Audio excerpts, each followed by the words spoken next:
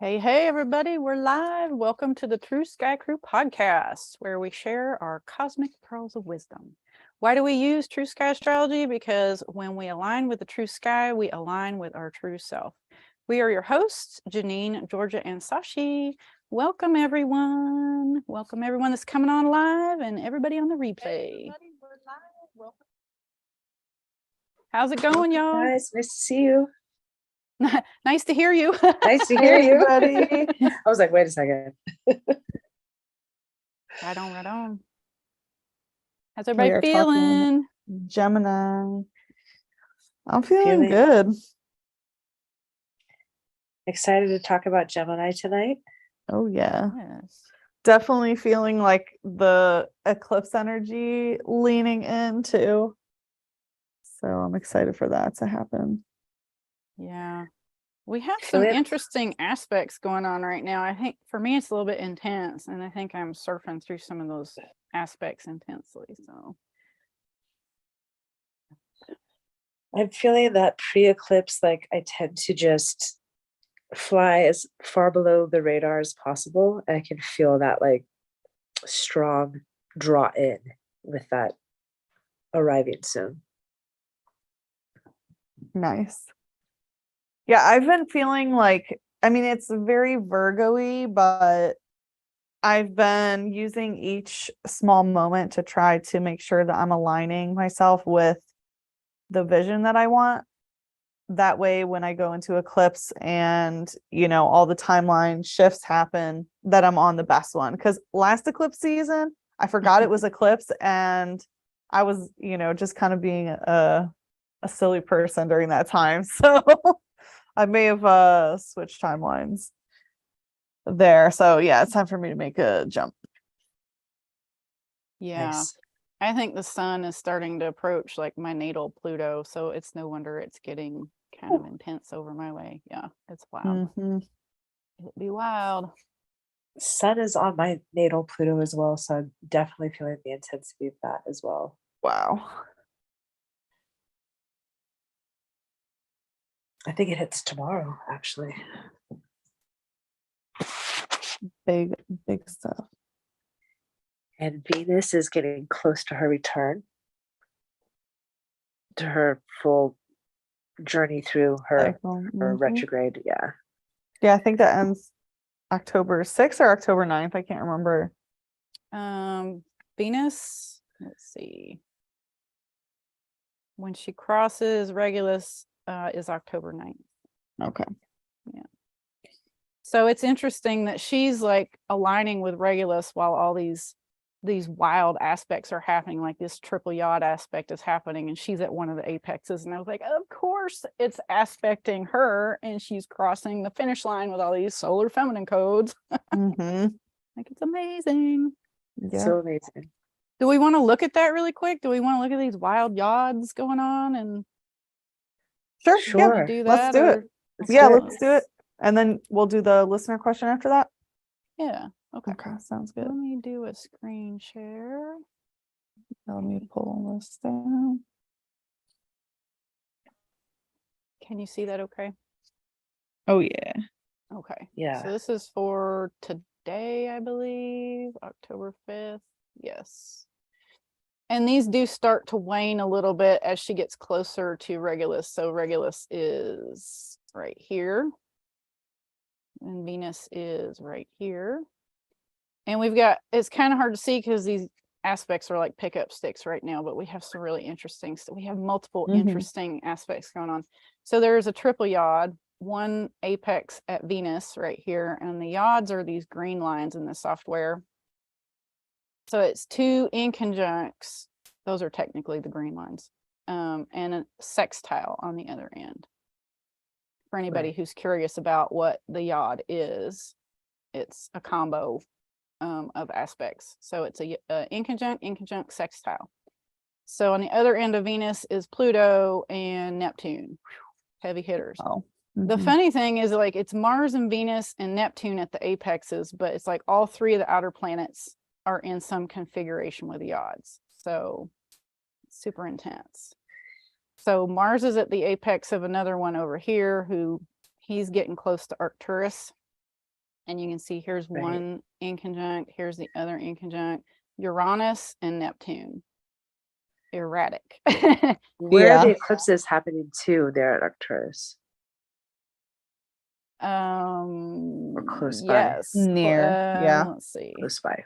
Yeah, there's a orb to spike, a 3-degree orb to spike in Arcturus. Yeah, Which is so pretty close.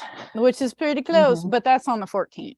And this, I don't think this configuration is going to stay like this up to the 14th. This is like just a preamble to Mhm. get Oh, yes. some get Still some lead cool that out of it's the old. activating though. Yeah, Mhm. yeah, That very. spot.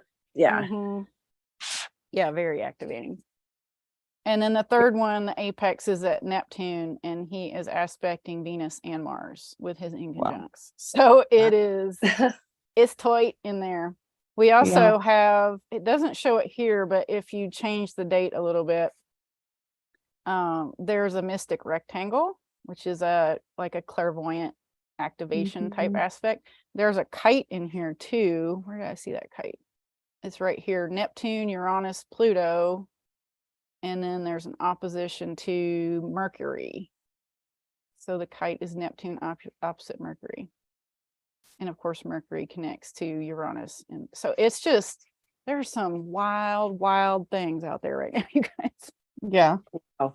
Plus with that strong oppositions, those two strong opposition points that are basically just like the X Yeah, those are amongst the corners of that mystic parallelogram. rank. Yeah. Yeah.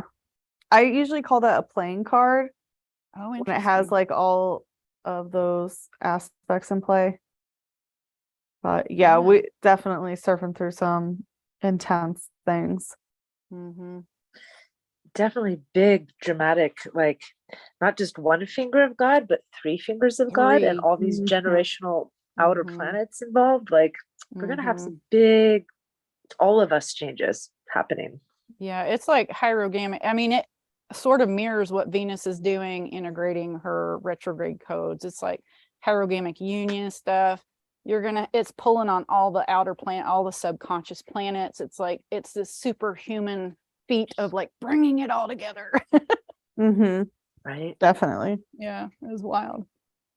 So Completely wild. for yads, I usually read them as fate.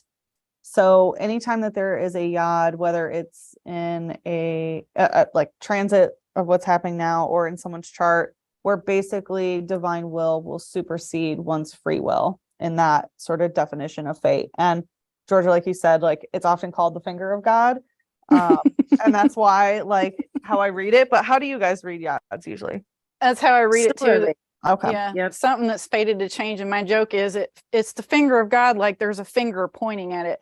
It feels like the middle finger though. It's the fuck you aspect.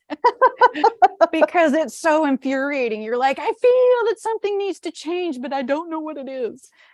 And you just kind of run around banging your head on the wall until you figure it out. So that's my funny joke about yachts. Yeah. It's gonna make it that change for you, that's for sure. The more you drag your feet, the more you're gonna get dragged because it's gonna happen. Yeah. Yeah, they are Yeah, intense. I either call it the finger of God or the finger of fate. So Yeah. kind of same thing. Either way, it's still the same read. It's the FU finger. Mm-hmm. FU, figure it out. It's happening. Figure it out.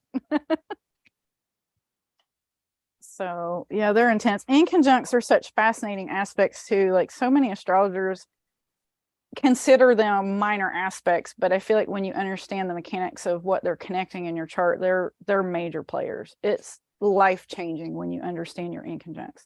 And if you have a yod in your natal chart, you really do need to understand. There's focused energy that needs to go into understanding what's going on there, because it does take conscious effort to move through those. Definitely. Fascinating stuff. So everybody hang in there if it's intense. Put some comments in the live chat if you guys are feeling it or what you're feeling, because it's interesting to know with the space weather how everybody's feeling. The middle finger. Yeah, it is the middle finger. That's so funny. Okay. Shall we do the listener's question real quick? Yeah, let's do a question. Let's. All right. We'll jump into Gemini. Who wants to narrate? Go for it. You want me to narrate? Okay. Sure. So this was from a YouTube question. I can't remember what episode it was, but it's a general question. Just had a question pop into my mind, so came here to inquire. So as we're approaching the full moon this week, why do tropical astrologers not follow the actual constellation placement of the moon and moon cycles in general? I get their whole seasonal system, but I'm not understanding how the moon's movement in the sky works with the whole seasonal thing. Why would this be seasonal as moon cycles are tracking a celestial body's movement in real time and space? Thanks in advance. And that's a very good question. That's a very good question. And the answer, we did respond if anybody like reads comments in episodes, but it was like, it doesn't work, basically. It doesn't work. That's kind of the answer. And it's, it's just because they're not looking at where it really is. Yeah, it just goes to show how far away from nature that tropical astrologers are, because they're all looking at their phones, they're using websites, they're using apps instead of actually looking up at the actual sky. And the seasonal thing, again, we've already debunked the seasonal aspect because number one, it doesn't apply to half of the entire world. It doesn't apply to the southern hemisphere. But two, the moon has nothing to do with seasonal record keeping. So, when it talks about how, we're actually tracking a celestial body's movement in real time and space, it's the most noticeable thing. Most people who like astrology will take pictures of the moon, in the sky and post it and say moon in, this moon in Taurus or whatever. But it's like, literally, no. Every time I see that, mostly on Twitter, I always say, like, please don't bring my friend the real sky into this, because if you actually look at those stars, you would know what constellation the moon is actually in. So tends to shake a couple tail feathers, but that's what we're here to do anyway. That's right. But, I feel like with the tropical algorithm, like the seasonal aspect of it is they're measuring the sun. It's a sun measuring the sine wave, right? The repeating, ever repeating cycle of the up and down through the equinoxes and solstices. And that is a separate cycle. Well, it's technically not, because the sky is doing it as well, but tropical uses it as an isolated algorithm and it gets out of sync throughout a precessional cycle. So technically tropical doesn't, where the planets are placed according to tropical, it's moot. And technically the sun is too, because the sun is doing tropical plus everything else that it does. So just look at where it's at. It's just a dysfunctional system at this point. It is. And Janine, we've even talked about this, that like if tropical people want to go by a seasonal approach, then there's no reason to call a season Aries season when it has absolutely nothing to do with the constellation Aries.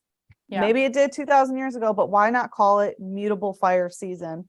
Sure, mutable fire season still in when the sun's in the constellation Pisces, but it's still a certain season. And that would make a little more sense, because the mutable fire technically awakens if you're thinking about, like a seed being born or the energetic imprint being born for a seed to sprout later in, fixed earth season or whatever it may be. But yeah, there's no reason to call Aries season if it has nothing to actually do with Aries itself. Right.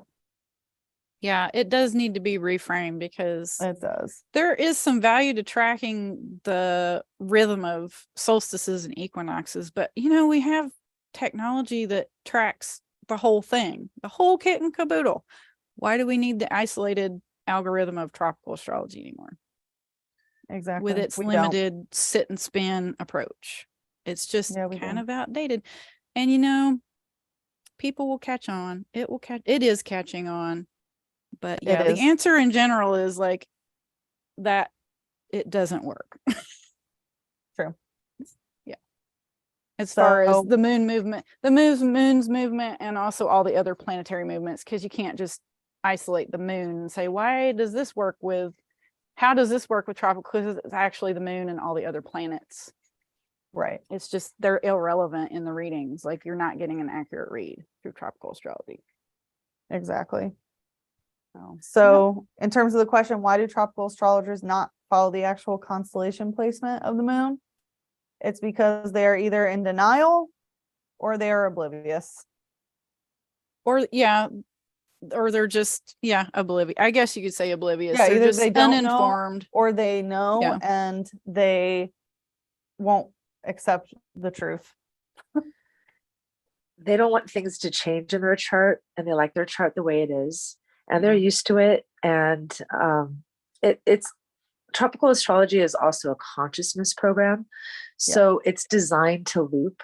So people who are really into it end up looping with that system as well until they're able to break out of it. Yeah. And there's a lot to be said about that. I think we touched on some of that in the first episode. Yeah. Where we Definitely. talked about the differences between the systems and how some people don't want to change because their client base is based in that. But if it's not true, then you got to think about the ethics of that. So, if that system is not yielding pertinent information or accurate information. So there's an ethics question there. So that was just a really good question, I feel like, and it does bring up especially heading into this eclipse season, because you're going to see a lot of people talking about the eclipse is here, the sun, eclipsing the moon, blah, blah, blah. But it's like, look up, look where it's happening, really. So that's also, part of the timeline shifts that happen around eclipse seasons when a collective believes that it's in a different timekeeping mechanism, they continually just keep looping instead of ascending. Yeah. Mm-hmm.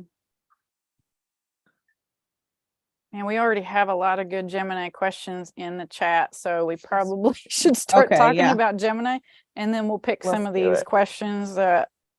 Sashi, I think you're going to like some of these, because how you were mentioning the right and left hemisphere of the brain. I'm like, ooh, these are going to be juicy. I know you're going to have some pearls of wisdom on these. Awesome. So we'll get to those in a minute, June, once we get some of the Gemini goodies. Yeah, and the best way to make sure that we answer questions, just in case we don't see everything in the chat, is to post it on the video, and then we can, make sure that everybody can see it. I'm not sure actually how the chat works when you're watching the video again. People can go back and look at the live chat while they're watching the video. They totally can. But it is easier for us if there's one or two questions that you really want answered to put it in the video chat after we post the video. But sometimes we like to do a little research and get a graphic or something like that, the Gemini stuff. The Gemini things. To start, I think we should mention that all three of us have significant Gemini placements. Absolutely. Mm-hmm. So I'm a Gemini rising. Yeah. So my ascension process is through Gemini. And it's so funny because Gemini rules the hands. And for the longest time, the only thing that people have seen of me are my hands. I know, it's so funny. All my readings, and I didn't even know that because I was just like that even when I thought I was a Cancer rising. So it's just kind of funny. That is funny. And what about you, Georgia? Do you want to share your Gemini-ness? I have Sun in Gemini, I have Mercury, I have Jupiter, and Black Moon Lilith all in Gemini. Woo. Very, very Gemini. Yes. And Sun in the 11th house and the rest of the gang in the 12th house. Wow. So we're doing this thing where it's part ancient grandma, part eternal child. Love it. I love that. That's amazing. That's amazing. Yeah, I have. Go ahead. It feels like when having Gemini in the 12th house, it's when you get so old that you become young again. And then you're just in the cosmic joke of all things. That feels really true. You come back to the innocent state with wisdom. Yeah. Mm-hmm. Yep. Exactly. Really, really relevant. I have Saturn in retrograde in Gemini in the 9th house. Wah wah. Oh, it's Wah, wah. good. Yeah, it's good. It just took me till later in life to sort of get on the bandwagon. It's kind of like, you know, Gemini in the ninth house is, I have a Libra ascendant, obviously, because the oppositions are all in my chart with the houses and the signs. Gemini in the ninth house is so challenging because it's like you got to know the nuts and bolts, all the details, and you also have to figure out the big picture. And Saturn retrograde is like, and I'm just gonna block you from all that until you're more mature because I can, right? Because you need to do this with wisdom. You need to do this with maturity, and you might not be ready for that kind of stuff. So it did, and it, it kind of, well, I think my Pluto probably has something to do with it too, but I was incredibly shy growing up. Like, didn't like being out in public, didn't like speaking. So that Saturn retrograde really showed up kind of that way. It was just like, I didn't like talking for a long time. And now here I am. So that's just proof that you can move through Look that at archetype. beautiful work. Yeah. Yeah. Look at all those words. Now you can't shut me up. The other twin stepped in. Yeah. Mm-hmm. It was very- definitely a long journey, still moving through some of that stuff. Yeah. I feel it every time we get on to do a podcast like that. Those nerves come back in. I'm like, this is like 5-year-old me again. Here we are. Aw. I know. I understand. Mm-hmm. So, what do we want to talk about Gemini Okay, well, as an archetype? start with Mercury. Mercury rules Gemini. Mm-hmm. Mercury is kind of the communicator. It has a high strung quality. It governs the speed of our neural synapses and how efficiently we receive and identify with data in our environment. So Mercury ruled signs like Gemini tend to be very telepathic, because you're picking up on more than just words in terms of communication, but all the other little subtle things around you as well.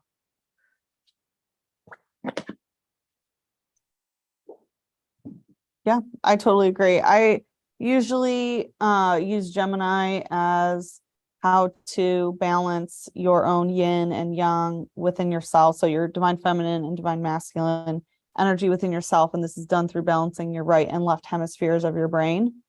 So that sort of corpus callosum crosstalk as well, and how both of your hemispheres feed into your body, which is interesting. They crisscross, right? Like the right hemisphere of your brain controls the left part of your body and vice versa. So that's a very sort of Gemini balancing, the yin and yang energy. And that also requires a certain level of neuroplasticity. And as the information-based sign, Gemini is all about changing your neural networks. So if you have placements in Gemini or wherever Gemini is in your chart, I also, for like chart hacking, I use that as the data points of how to turn your nervous system into a calm system, because indeed it does control the I want to say electromagnetic of the brain, but it's the electric aspect of the electromagnetism of the brain, which is why Gemini also rules mental health too.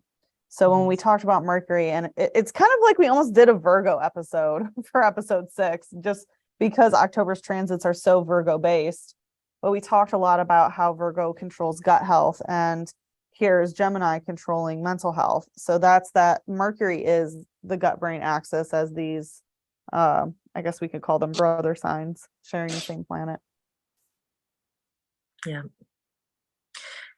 And I like too how you illustrated Gemini's duality through this, like the hemispheres of the brain, and then this crossover in the corpus callosum. And also that's, to me, really shows Gemini as the polarity integrator. So it's this thing where whenever we have the two sides, that there's a third that's created. And in that third that arises through the integration of the two sides of Gemini, we integrate those polarities. And that's one of the, for me, one of the main things that we're doing on this planet right now in the third dimension, is integrating polarity. So Gemini has a big task in that. I totally agree. And it's even transcending it in a lot of ways too. And one of the qualities that I really love about Gemini, and it's so funny because when I first started, like Gemini was one of the signs I had difficulty in my early years with. It was like I always had issues with people who were Geminis until I realized like, okay, what is wrong with me that I can't love Gemini energy? And it is that sort of impermanence of that mutable air. So I always say that like Gemini goes with the divine wind of things. They get the longest to-do list of their entire life from the divine. And it's like, okay, you're going to be here. And then you meet this person or do this task. Okay, on to the next thing. Okay, now on to the next thing. And this sort of flighty energy I couldn't appreciate. But then once I started to appreciate it, I was like, oh, okay. So now I get it. I can appreciate, Gemini for what it is. And then I started getting all these amazing Gemini people in my life. And then shortly thereafter, I find out, well, actually it was a couple years after, I found out I'm a Gemini rising. So I was like, okay, I get it. And it also makes sense how I've been sort of carried with the divine wind in and out of people's lives as well. But in terms of that polarity, I just really love that Geminis are truly able to hold two opposing truths, things that most people would think are mutually exclusive, but Gemini is like, no, it's this is right and this is right at the same time, even though for most people they'd be like, that makes absolutely no sense. And some people could say, obviously the low vibration of it is like being two-faced or something like that, but the higher energy of it is like really truly understanding and holding two opposing truths both to be true. It's just such an intellectual feat. I relate with that so much. I feel like I often find myself saying, someone will say, how do you feel? And I say, in the vastness of the human experience, because I can feel both profound joy and profound pain and just see both sides of a situation in complete totality. And there is really no sign more vast than the mutable air of Gemini, at least in terms of mentally vast. Mm-hmm. And even with like emotional duality, I feel like that's a really good like mix of that Gemini Cancerian like emotional intellect, which I know we both have a lot of that. Yes. For me, like even more so, like not that we have to talk about any specific issues or whatever, but like even like a political issue, right? It's like if we look at the polarization of the political spectrum, Gemini could be like, yeah, this side, they're right with this, and also this side's right with that. And like, yeah, they're both right, sort of thing of like, it's not like not taking sides. It's like taking both sides of like, yes, both arguments are completely valid, sort of thing. That's the energy that Gemini gives me of like giving intellectual, kind of like, what do I want to say? Like almost like intellectual power to conflicting views. Not that it has to be in the political arena, but if we get into the Gemini like Sagittarius axis, but yeah. I can say that I've actually said exactly what you said before as well. And that's also what makes Gemini such a great polarity integrator, because it's going to create that third out of taking the best parts of both sides. Mm-hmm. And I feel like it's more Libra that doesn't take a side. That's true. Yeah, they're meant to be the neutral moderator. I was going to say Gemini is kind of like the duality reflection in a way that Libra kind of holds that third perspective. It holds the duality and sees it from a third point of view. Gemini is like, I'm in it. I'm looking in the mirror at the thing. I'm with both sides of it, right? Yeah. And I'm in it. It's like Libra would be a moderator of a debate, right, and Gemini would be like the commentator. The debaters. Yeah, both debaters. Just like debating themselves. Gemini is the master debater. Great enunciation. Yeah, Gemini is a very interesting sign because, just the name Gem, and I feel like it reflects that clairvoyant ability to like when you're present with both sides of your energy, your masculine, your feminine. Even though Gemini technically in most mythology is two boys, I've always wondered, is it originally supposed to be coded as like a boy and a girl, like fraternal twins? To me, that would So- make more sense. I Yeah. feel like it was definitely altered because in the mythological history, Castor and Pollux, one of them is completely divine. Or so like one of them, their mother was a goddess, and the other one, the mother was a human. So one's like a demigod, and the other one is like a purely Mm-hmm. divine being. And then the divine or fully divine one like rescued the other's life, right? I can't remember. The I know mortal it goes one died, and so they were put together in the sky so they could be immortalized together. together. Yeah. Okay, yeah. I don't remember. But it does speak to like this dimensional difference. Like one of them is the earthbound one of them is the higher dimensional one. And it also goes to Enki and Enlil. Sort is that Roman? Is that more Roman mythology? Or is that Romulus and Remus? I Romulus think and Remus is in Enki and there Enlil too. is Babylonian. Yeah, that's Okay. yeah, Mesopotamian. But it's the same story, right? Like the It- twins. Pretty much, yeah. So in Babylonian astrology, there's the story that Gemini was called the Great Companions. And so it was the like god of the heavens and the queen of the underworld. And when they got together, they made love for 6 straight days. And so for me, Gemini holds that quality of genetic equals. I feel like it has layers. It's like the genetic equal. It's the twins within. It's like Mhm. balancing out the masculine and the feminine. One thing with so much Gemini in my chart that I've kind of lived by is, do the twins agree? Because it keeps you out of a lot of trouble as a Gemini. Both twins have to say yes, and then you know it's it's wholesome. Mm-hmm. But I feel like how that male twin aspect kind of shows up in the template of Gemini is that I see a lot of Geminis more or less have like their earth self here on the earth, and they're working with their higher self like Mhm. above them all the time in that like communication, clairvoyant, like shamanic way where they're mystic messengers of the gods.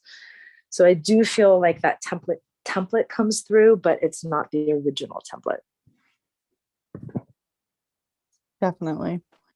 Yeah, I think people with high functioning Gemini placements are definitely clairvoyant through the upper 3 chakras. They can be channels, Mm-hmm. intellectually receiving the messages, very good at accessing the Akashic records and just doing dimensional travel for sure. Yeah. I totally feel that. Living between the seen and the unseen. Mm-hmm. And it's literally, I know Sasha, you probably know this, so feel free to riff on it, and Georgia, you too. The priestess card is literally Gemini, so I'm guessing the Hierophant probably is to its own way. But if you see what that in the Rider Waite deck, the priestess card is she's sitting in a throne between 2 columns. That's the 2 columns are Gemini. So it also goes back to Yakin and Boaz and the Masonic stuff. Like the Masons know what they're talking about, and it all goes back to Sirius, because Sirius alignments are seen through Gemini constellation, even though in the northern hemisphere it's below the ecliptic. It's not in the constellation of Gemini, but they were definitely using their understanding of cognitively being able to travel through dimensions and contact other realms and keeping those secrets for themselves, but working with that Syrian energy. So traditionally, the Hierophant card is representative of Taurus energy. Is it really? Yeah, because that's the thing about, I mean, obviously the sort of meanings have changed, because now if you think of like a priest, it's kind of like, oh, right, probably doing some not so great things. But it represents that, overly masculine authority in the spiritual realm. It's fixed earth of like not changing, of like gatekeeping, of, only this person can connect with the divine, right? You have to be the Pope, right? And then the bishops do all the work, and only the Pope has the key to this. So it's definitely more, yeah. So it's actually not associated with Gemini, but the Lovers is, which for me makes total sense because it is the, you know, masculine and feminine archetype together. In the Rider-Waite deck, it shows them in the Garden of Eden, so it's sort of the original imprint. It's unclear, well, I guess it is clear whether it's Lilith or Eve. It's got to be Eve because there's a snake there, and the snake is supposedly Lilith. So it represents sort of the Eve archetype of the feminine, I would say. Interesting. Some I of the just looked up the recoding that we're doing. Hierophant card because I was like, I want to see, and he is sitting between two columns. Yeah, so is the High Priestess. So that black and white polarity definitely is a Gemini energy, but the character themselves So interesting. would Yeah, you have a be big crown on. Taurus. And then High Priestess is usually associated with Cancer. Yeah. Yeah. Mm-hmm. So then it's interesting about the Lovers card being associated with Gemini, because of course that ties them back to being lovers, not brothers.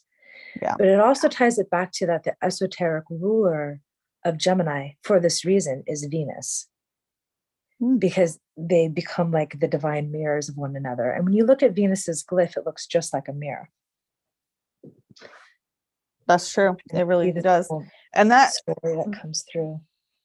there's also the aspect of the twin flame journey, which I always read through aspects of Gemini as well, being the twins. So through emanations of Venus that, would also be pertinent, considering a lot of it has to do with accessing the vibration of love, which, there's a lot of misinformation and sort of new age hoo-ha about the twin flame journey, but twin flames are real. The journey is real. When you're able to balance your own masculine and feminine energy within it, and you project that energy into the universe, it can be reflected to you in a physical partner. So it is an internal journey and work, but it is possible that there is a physical person out there. Whether they incarnate in this lifetime or not, they can be an interdimensional partner that comes online at a certain point that maybe you might connect with in dreams, or maybe you can only reach in a meditative trance and things like that. But it's totally real. And yeah, I always read that through Gemini. I would have to think look at that about as well. Venus being a ruler of, I would have to sit down and think about that a little bit more. Me too. Well, it's also interesting because we were talking about Lilith's connection to Venus the other day. So, if Venus, if Lilith being the morning star didn't leave, then Eve and Adam never would have gotten together. Well, there would have been no need for Eve. That's true, right? But then there would be no need for Adam, period.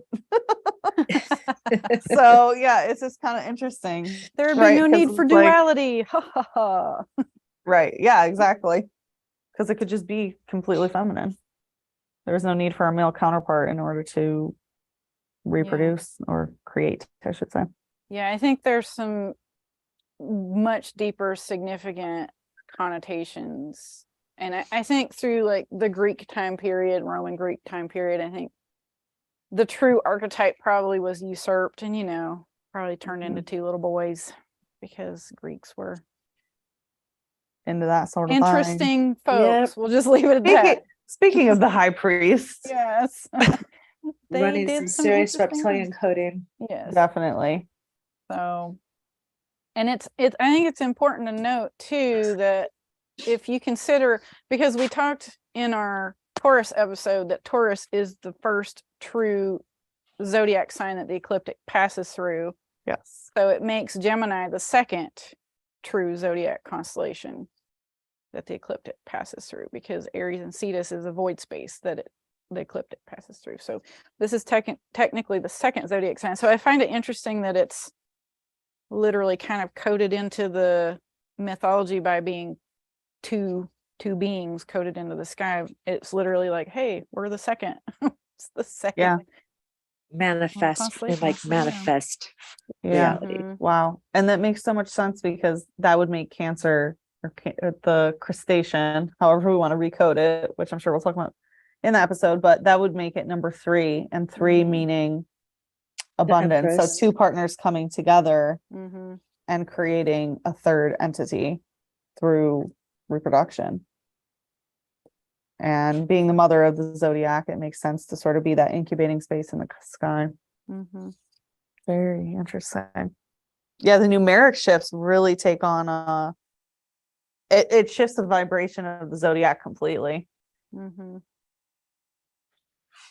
Yeah. So we talk about Gemini being a masculine sign, but I came across a long time ago in my studies that Gemini is considered a hermaphrodite, the hermaphroditic sign, because Yep. it's actually feminine but positive.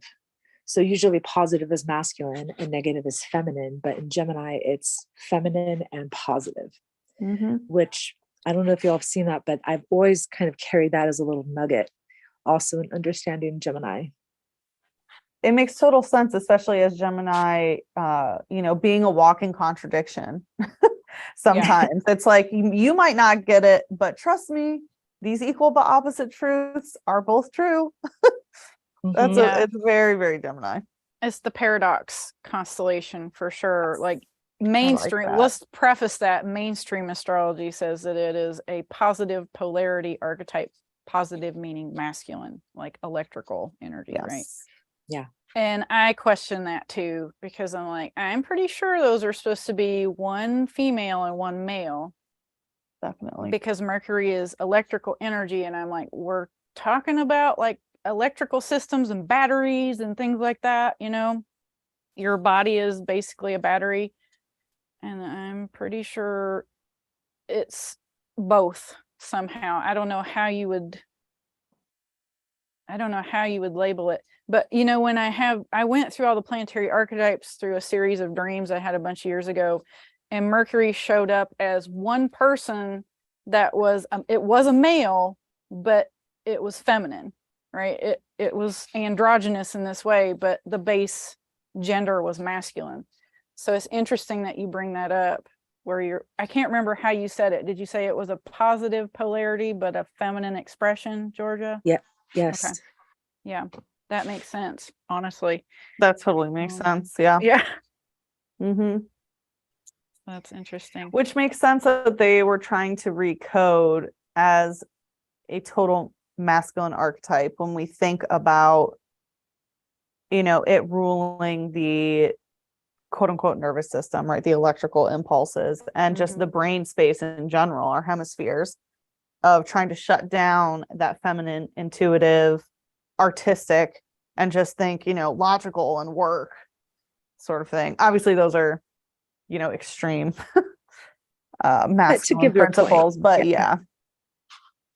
Yeah, I think you're right on it, because to be clairvoyant, you do have to have integrated your masculine and feminine energy in your body. Like your corpus callosum has to be functioning across that membrane, right? Exactly. You are equally as logical as you are in your feeling body. Definitely. And as a Gemini rising, even before I knew I was a Gemini rising, before I was very much in my masculine energy most of my life. And then once I started tapping more into my feminine energy, and really understanding what it meant to be feminine, of resting, of listening to my intuition, of being playful and soft, that's when I've always had my psychic abilities and things like that, but my gifts like turn all the way on. Like it was incredible. I always knew they were there. I always had them. I always dabbled in this and that. But once I integrated that feminine energy, it was just like, boom, I can channel anytime, anything. It's really incredible. So anyone who has Gemini placements, I'm telling you. Yeah, it sucks having Saturn retrograde there. I can tell you that, because it's been nothing but like work to try and get that stuff to turn on. Yeah, and I know like Saturn as a traditional masculine archetype. I know you've talked about Saturn being a feminine archetype, so there's definitely It's something got that funny with that polarity. flipped Yep. recoding. Yeah. Mhm. Yep. Because it has to do with like a bigger situation in the solar system where it used to be a masculine archetype, but because of the destruction, like remove one planet out and you've changed all the polarities beyond that, right? So it switched it to a so there's like gender bending weirdness with that planetary energy, and it takes a lot to calibrate through that to get the clairvoyance to come on. When you understand at a metaphysical level that's what you're doing, though, why your Saturn's parked there, because you're there to recode through it. It's like, oh, okay, fine. I'll wait. Right. Traditional Saturn lesson, I'll wait and just Mhm. keep working. Saturn delays but does not deny. I feel Yeah. like there's going to be a point where the floodgates really open. Like Yeah. all the hard work, like Literally. you've done the garden beds, and Yeah. like at some point the flowers are going to bloom. Yep. You just got to keep plugging away. So it's Especially with interesting to Saturn. see the real dichotomy, like you girls that have so much predominant Gemini energy, and it's like the stuff's just on. It's always been on, and you know, the different placements and the sort of how the clairvoyance upper chakras activate. Some are more immediate, some are slower over time. Where when you know where your planet really is, it does help you to navigate that stuff and not be impatient about it as well. Yeah. Yeah. What else about Gemini? Also rules the Gem- arms and hands, the lungs. You mentioned the electrical system, the brain hemispheres, all things electrical energy. Can we talk a little bit more about the lungs? Yeah, I feel like this is where we were talking pre-show about somatic stuff to move through Mercury stuff, and how we kind of talked about EFT tapping, but the other really, really great somatic thing to do for Mercury placements or Gemini placements is breath work. And it's literally use those lungs, move and clear the lungs, because that's where you're bringing chi into the body consciously, like you're doing the breath work to move the energy in your body. So that's a really great modality, is learn some breath work to activate that stuff. Definitely. And the easiest way to turn your nervous system into a calm system is through purposeful breathing techniques. Most people are in an activated like nervous system state and they don't even know it, but you can usually tell by your breathing of like how many seconds do you count in between, you know, your inhale to inhale or even inhale to exhale. And it's insane how much, like, this is obviously, I'm definitely having a Gemini moment, completely different topic, but like how breathing techniques can actually give you access to different dimensions as well. Yeah. So a lot of like the old school, I guess, yogis, you know, having their spontaneous DMT releases through breathing techniques. Yeah. Are you holding your breath? Like if you're walking around in fight or flight, you're usually holding your breath. So being really conscious of your breath. Or Figure like, out, if you need, sometimes you need clearing. So you do like a breath of fire. Sometimes you actually need to, like Sashi was saying, like you need to regulate your nervous system to calm down. You do belly breathing, that figure 8 breathing, and slow and steady. And that is the yogis knew it. That is the best, most effective inroad you can have into regulating your own nervous system.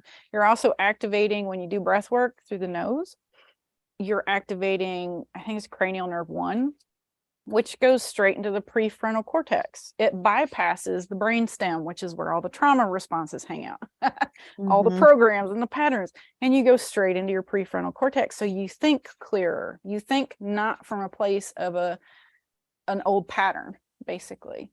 So it has a lot of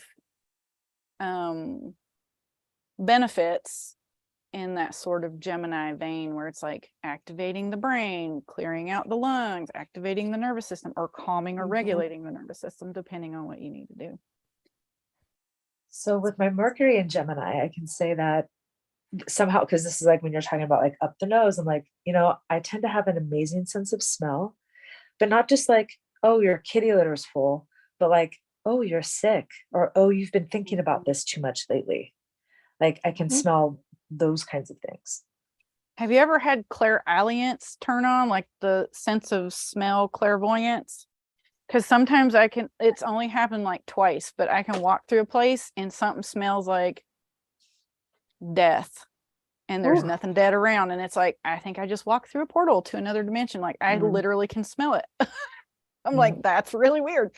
So I'll just literally be like, okay, closing any open portals to dimensions that are not in the highest and best, and just do the thing, even though sometimes I'm not sure that's what it is. But one time I know it was because there was a dream. The day before it happened, there was a dream. And then I smelled it twice, and that's what it showed me in the dream. It was like this thing that happened twice that was smelly. And I was like, okay, that is definitely what that is. So that is a form of clairvoyance. I think it's called clairalience. Is I that don't know it? how you spell that. Hmm. But it's the sense of smell clairvoyance. I think I've had a couple of those experiences lately, but I'll have to get back to you on that because like there's been something about my smell that's been activated. So I'll have to do some personal digging on that one. Do some sniffing around on that Yeah, one. literally do some Yeah. sniffing. Find the truffles. Oh goodness, find the troubles. So We had a really good comment in the live chat about Gemini. There's a drawing. This is from June.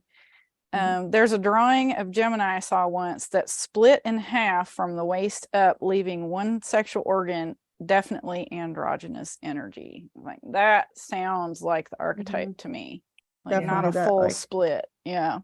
yeah, like an intersexed being. Mm-hmm.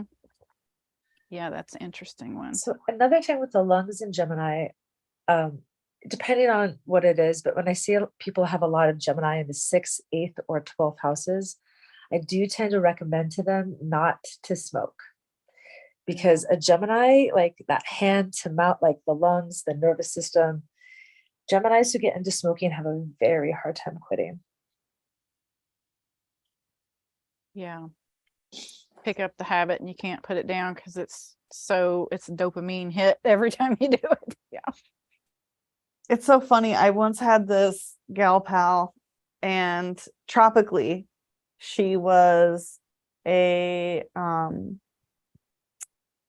sun, moon, Mercury, and Venus all in Gemini.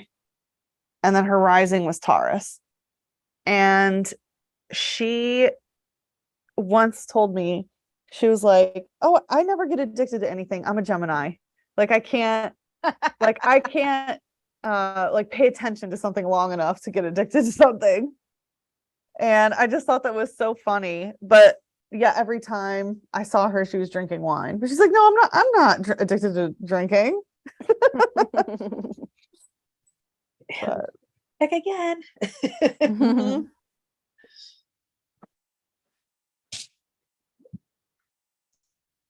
Do we But want to yeah, talk a little bit about high functioning Geminis versus low functioning Geminis? Do we want to just Yeah. throw some of that stuff out there?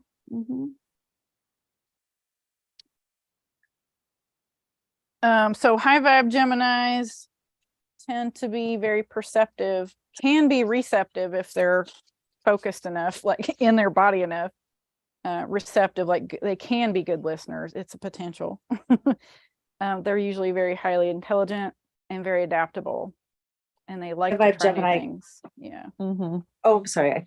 No, go ahead. I think a high vibe Gemini can be pretty good at listening. Yeah, because For sure, that's the it's only way you learn, still right? information seeking. Yeah. They're like, I'm hoovering it all in. Yeah. A good Exactly. example is like when I started listening to podcasts about all things weird and metaphysical, because like ninth house things, right? That's when it started, my Saturn stuff started down that path of working through that Gemini ninth house Saturn retrograde things. It was listening to information. So it doesn't always have to be in conversation. It can be learning through listening, audiobooks, things like that. But yeah, I they find can that be if I good take listeners. notes, it can help. Like, Oh yeah.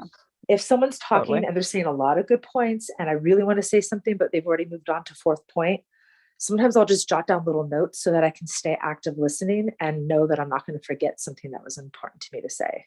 Mm-hmm. And Yeah, in school, when I take note, like if I had to study and I didn't have a lot of time, if I just rewrote the notes, I would nail it. Yeah. same. Yeah, I was just gonna say, Mhm. like in lectures in college, if I'm listening to like a presentation and taking notes at the same time, when I look at my notes, I can literally like go back into that memory and access all the information of that time. Yeah. So for me, yeah, writing and listening at the same time is like really key. Yeah. But I think for Geminis too, it helps to be really clear on what your learning style is. Yeah. Because I'm definitely a visual learner. Like if I'm listening to a lecture and I don't take notes, it's gone. Right. It's like I have For to me, be it's pretty looking much at the same, visual yeah. aids. I have to be taking notes. And then, like you said, I can almost put myself back in that situation and remember the information, but it's because I saw it. So Mhm. partly for me, when I started getting into audiobooks and podcasts, listening to podcasts, it was like sort of shifting that to where the auditory stuff was also inputting, because it used to just be in one ear and out the other. It's like, and still sometimes it happens, like you can be talking to me and I can be doing something, like I'm trying to think. I can't think and listen at the same time. And I'm sometimes not really good on the spot. Like somebody asks me a question, I'm like, I don't know, I'm gonna have to get back to you on that tomorrow, because you just caught me off guard, right? Like I can't Yeah. think. I can relate. So when your Gemini is afflicted, sometimes that's the outcome, is like you feel like a deer in the headlights. You're like, Yeah, it's like I don't real know." brain freeze. Some serious brain freeze. So it does help to know what your learning style is and really lean into it. I And like your how we Gemini all placements can mentioned, help. Yeah. sorry. No, go I ahead. like how we all mentioned that we integrate through the hands.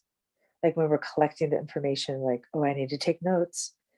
And that's interesting because Gemini rules the hands, and being Mhm. such an airy sign. Like one time I have very little earth in my chart, like hardly at all. And I was talking to someone and they said, Georgia, you need to become grounded in the sky. And there's something about integrating through the hands and being grounded in the sky that feels very Gemini. I love Yeah, that. that contradiction of terms. That's quite a poetic statement. I really like that statement because it makes you think about it. And you're like, wait a minute, what? Mhm. I love it. I really loved it too. Like it was a long time ago and it stayed with me for a long time. No, it just makes some dream imagery I've had make sense, like sky castles. I'm like, what the heck? What are sky castles? Higher self.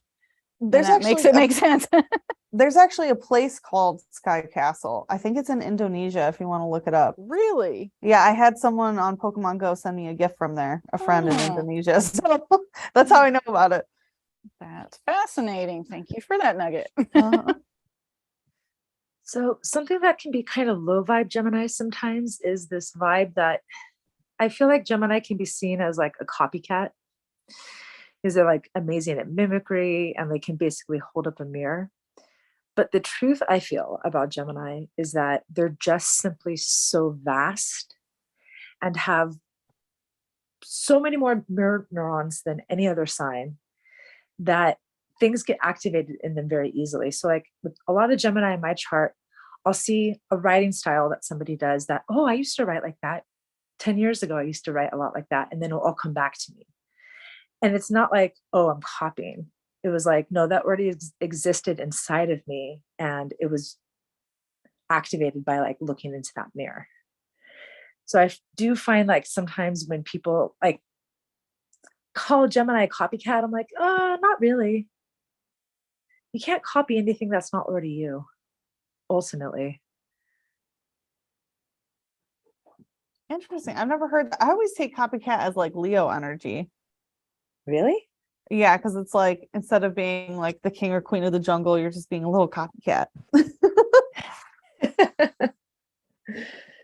I can see how it could be Gemini energy because the duality, the doubles thing. But then so maybe on that lower vibe, Yeah, Gemini on a start lower to explore themselves through Yeah. copycatting. Yeah, because you got to remember, like, everything in creation, it's like there's nothing new under the sun, right? It's all the basic information. It's just reinterpreted, re-experienced in different ways at different octaves.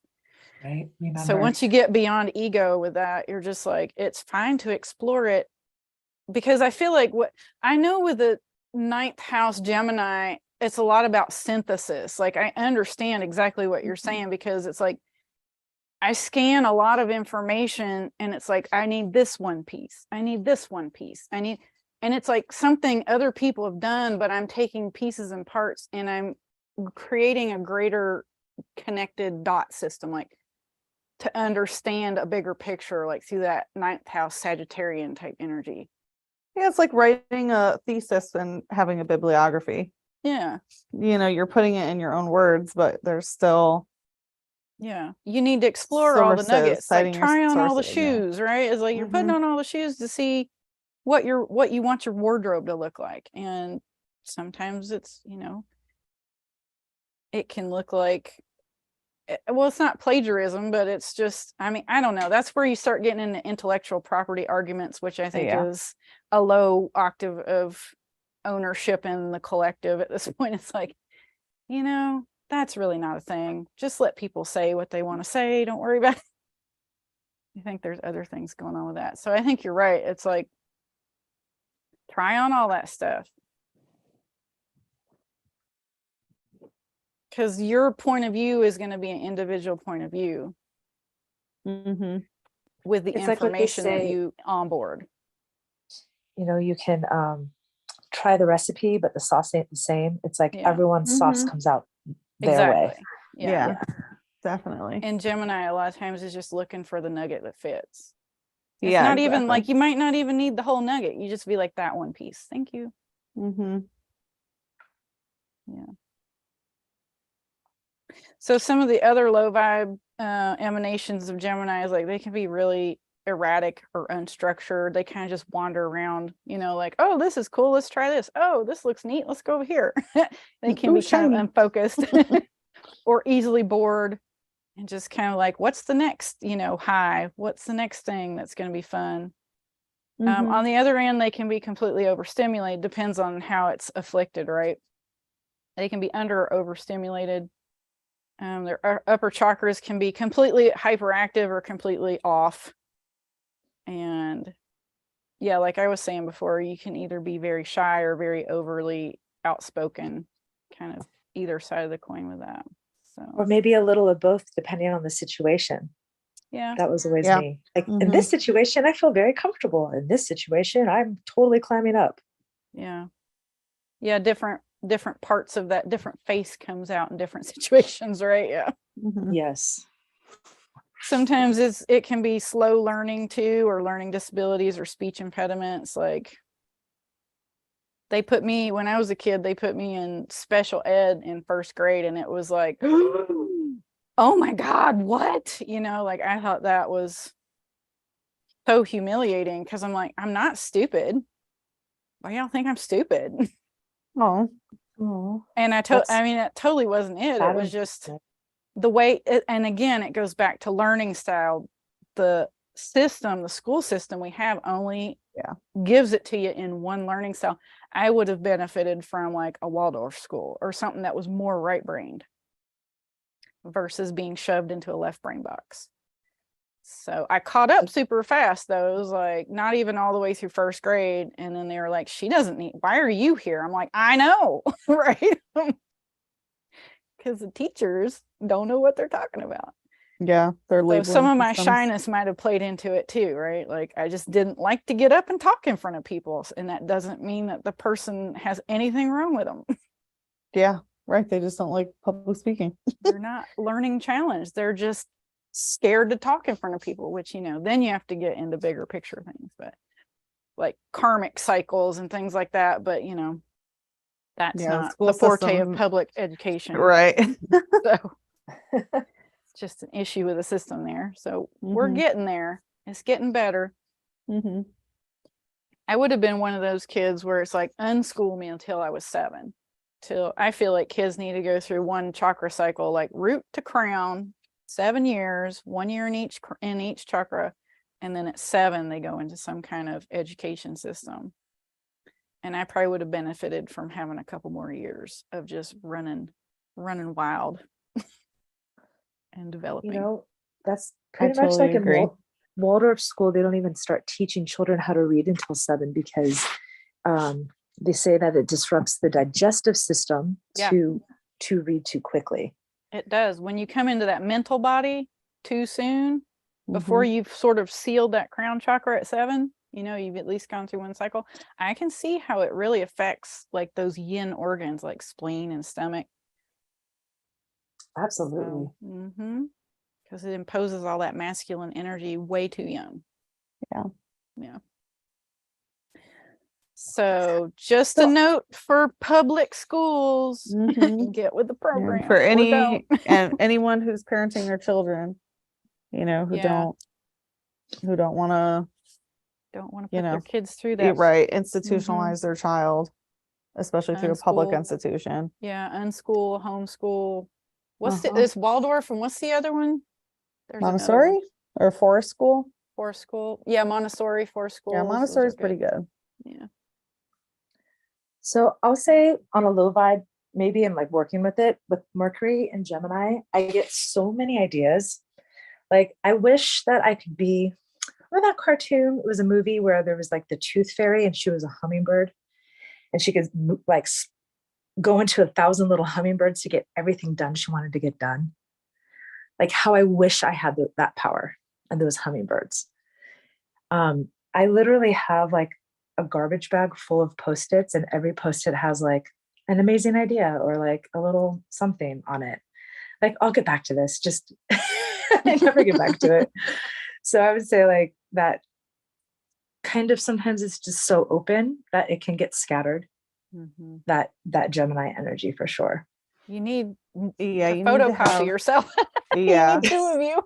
or just literally have like other people to delegate to delegate to. Like I had a lover and he thought he was a Cancer, but he had like Gemini, Mercury and Venus tropically, but turns out he's actually a Gemini, which I thought. And he was basically just an idea incubator. He would literally come up with ideas, sell it to companies, you know, patent it, you know, hire someone else to patent it for him, sell that patent, things like that. So it's totally a thing you can do, but you do have to have some follow through of like at least taking it to that next phase of like handing it off to someone else if you don't want to see it all the way through. Yeah, you've got to have sort of that built-in structure. I feel like that's true of air signs in general. Like we're the ones that are connected to those higher ideas, those higher realms, and we're just supposed to land. We're supposed to be able to grab it and bring the idea and hand it. Be like, here, run to with an it. earth sign Here, person. go. To make it marketable, because sometimes when you have a lot of air, you're like, wow, I'm really good at mystical things. But like, how am I going to like invest this? Yeah. So I think it teaches teamwork in a way. Well, definitely. It needs to be, teams need to be cultivated, like, or you just have your system set up to where it's like, okay, you know, maybe you're Gemini or you're just an air sign like Aquarius or a Libra, and you're like, okay, I'm an ideas person. Okay, let's structure a business or something that supports me financially to where that is the structure. I bring the ideas in, I hand it off. Look for a job that does that, or build yourself some self-employment thing where you're self-employed, where it's like, it's going to be like eating ice cream for a living when you get in the right zone for your energy type. So Geminis are definitely like the creative person. It's like, I could just see them working for a magazine that they're like, I just had 50 ideas. Here, you take this. And like, let's get this to print, right? Yeah, definitely. But by the time the magazine starts really getting good, the Gemini's totally on to the next thing. Yeah, exactly. I don't know Well, if they're stimulated. Like, if they're stimulated, the ideas in the right already way. in someone else's hand. Because like, that's true. If unable to bring any idea into fruition, that's like, you know, it needs more masculine energy to be anchored in, to like actually bring that physicality aspect into it. I mean, Gemini does have that power, and I think it matures Definitely. into that place as well. Definitely. Yeah, I think if it keeps them stimulated enough intellectually, then like they're just the conduit for the idea. Like I know I would have no problem. Like I have ideas all over the place, and it's like I always feel that pull. It's like I do need a team of people that's like I just hand it. Like, here you go. Mhm. How I wish Same. for an assistant Yeah. or 5. And I Yeah. and I would be good with that. I would Trust be me, totally good same. with that. Yeah, I have Mhm. my post-it notes and my idea books and things like that. I'm like, yeah, I gotta do all this, but yeah, I'm only one person. Yeah. Like management positions can be good if they're the person that's like when I was in a management position, it was great because I was in that power where it was like, I see the thing that needs to be done, call this person, call that Mhm. person. Let's do this tomorrow. Well, and just organizing the whole thing like like an orchestra conductor, right? And it was very Definitely. satisfying. And Yeah. to Mhm. walk around and be like, man, what a great team, that kind of stuff. So I feel like it can be, I don't feel like if a Gemini or an air sign, if they're in the right situation where they're feeling like they're supported, they're respected, their ideas are valued, then I think they would be very happy in those situations. I don't feel like they get bored at all because they like generating ideas. Yeah. And that's another important thing for people with Gemini placements, or if you're working on where Gemini is in your chart, is like how I mentioned earlier, Gemini tends to go with the divine wind of things. So it is sort of like, oh, I'm interested in this until I'm not. Okay, now on to the next thing. And, on the low vibrational aspect, that can be sort of, not being structured or not having a certain attention span. But on the high vibrational aspect is like, if it's intellectually stimulating to Gemini, Gemini's not going to leave it for something else, right? If it's Yeah. really captivating Gemini's attention, Gemini will go full force on a specific thing. And until then, it's like for me, I always say if I'm going to be, on a trivia team or something, I'm going to want a Gemini because they know they're like the jack of all trades when it comes to information. They know a little bit about most things.